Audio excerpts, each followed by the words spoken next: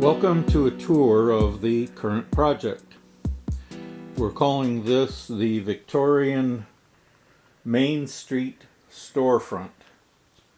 And it is a store. It's going to be a haberdashery. It's going to sell yard goods and sewing machines and notions and so forth. And you can see here on the front of it that there's a big double entry door and a light over the entry. And we have been able to get some signs on the windows. This is the Collins Haberdashery. We have a sidewalk out front that we've added some wash to make it look a little stained. And we have a street lamp that is supported by a brace back to the building. There is some gingerbread, if you will, at the top of these columns. I'll talk about how those were made in another video. The windows and doors all work. So up here on the second floor, these are the equivalent of double hung windows, and every one of them works. Notice also on the side of the building that we have a downspout from the gutter. That was actually made from bendy straws. We have another kind of gingerbread at the top of the second floor. These corbels that you see right here, and then a smaller version of those in between. This is our box gutter, and then from there on up, the third floor has a mansard roof, and then on the very top we have a flat black asphalt roof, and it has 4 lightning rods, and at the base of one of those lightning rods a bird has apparently made a nest, and there's some eggs in that nest. There's also a metal hatch to get out onto the roof from inside the house, or inside the building. The bottom floor is the store. So inside the store we have a floor that's made of strips of cherry veneer, and there's a trim around the outside which is maple veneer for contrast. And just inside the front main door is a medallion built into the floor with a C in it, which is for the Collins Haberdashery. On the far wall there, you see a set of shelves which are specifically made for and contain, I think I figured something like 150 miniature bolts of cloth. That cloth had to be selected to have a fine pattern on it, so that we were doing our best to stay true to scale. On either side of the entrance door there are windows where displays can be set up. And at the back of the store floor, somewhere back there will be our counter, but right now we have made a rack, and that's going to contain skeins of yarn.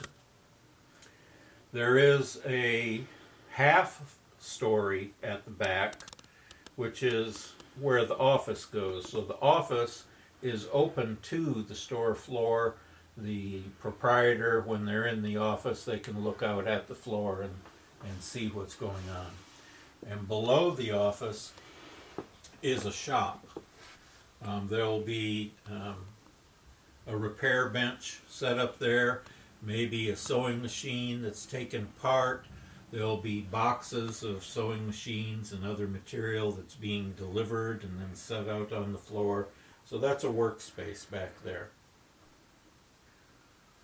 There is a stairway to the office part of the store, which connects the office to the owner's bedroom.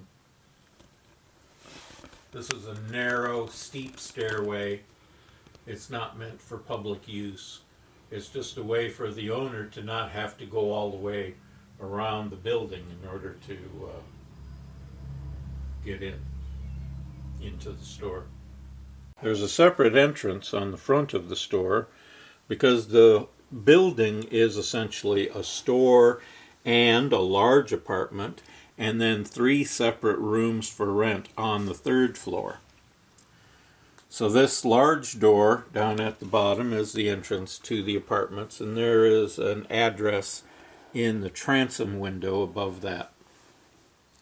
Just inside that door are a set of mailboxes for the 4 different apartments. And then because the store ceiling is 13.5 feet high, it's a long stairway up to the doorway into the large 2nd floor apartment. There is some suspicion that this house may be haunted. Occasionally people report that they see faces in the basement windows. From this side you can see that there is a stair from the store floor that goes up to the office, that half floor. And then there's a landing at the top of the long stairway for the entrance to the main apartment, the owner's apartment. And then there's stairs that continue on from there and spiral around before they go the rest of the way up to the 3rd floor. You can see that there's another downspout on that corner of the house. And the back of the store has a big wooden double door entrance to the shop or delivery room, however you want to think about that. And there's also a yard light on the back.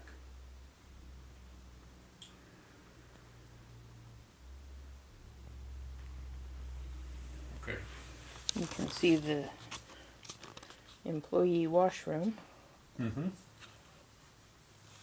And the bathroom from the owner's apartment. Mm-hmm. Tucked under the stair spaces. These open walls will be filled. There will be a wall that will completely cover this side of the building. Hasn't even been started yet. We also have the beginning of a set of stairs that go down into the basement. Haven't quite figured out how to create an illusion of those stairs going on down. Right now they only go down the depth of the foundation. Okay. We ready to go around the other side and look at the... Yep. Okay. Now we're looking at the 2nd floor apartment.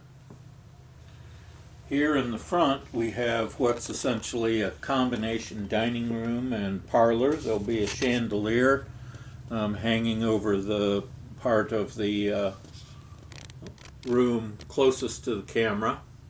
Notice that this is a parquet floor made of walnut and cherry in a kind of basket weave pattern. This room has a beadboard wainscot, and it has a built-in bookcase and a nice wide door between it and the kitchen. There's also a medallion on the ceiling that the chandelier hangs from. Moving on to the kitchen, this is a floor made up of strips of maple veneer with a border piece of cherry. There is a painted white wainscot here, except for a spot that will have cabinets and a sink. Not all the lights are in place, but you may see a few of the lights in these ceilings. There's a door from this room that goes back into the owner's bedroom. That bedroom has a hatch in the floor that goes to the stairway down to the office. And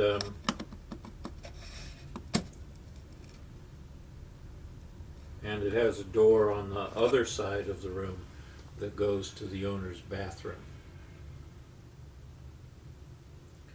The 3rd floor is a work in progress.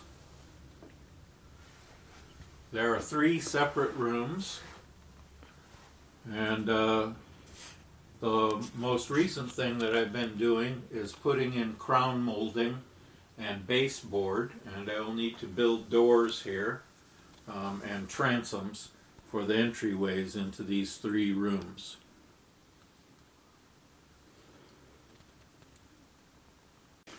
The stairway, after it goes around that corner, it makes a little spiral, goes up to the 3rd floor where there are entry doors to the 3 one-room rental rooms.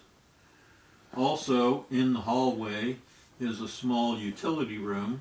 It'll have a large wash sink and a toilet, and that's a shared space for the people who rent these upstairs rooms. Halfway up that spiral stair, there is a post, and I've got wiring through that post, but the intent will be to have a light that sits on top of that post to light that corner of the stairway. The mansard roof is shingled with shingles that I made from scratch from black card. So there's a wash of gray paint, and then spatters of lighter gray and some streaks of light gray and red. The idea is to make this look like slate. I'm halfway happy with the results. The siding on the 1st and 2nd floors is strips cut out of 1/16 lumber. So I start with a wide sheet. It's 1/16 of an inch thick, and I cut strips that are 1/2 an inch long, and the reveal, the part of the clapboard that you see, is about 1/4 of an inch. So the boards all lap each other just like they would on a regular building. The house is wired. There are lights in all rooms. There are a few wall outlets, but not many. There is no way to turn on this part or that part of the house by itself. All the lights will be on, or they'll all be off.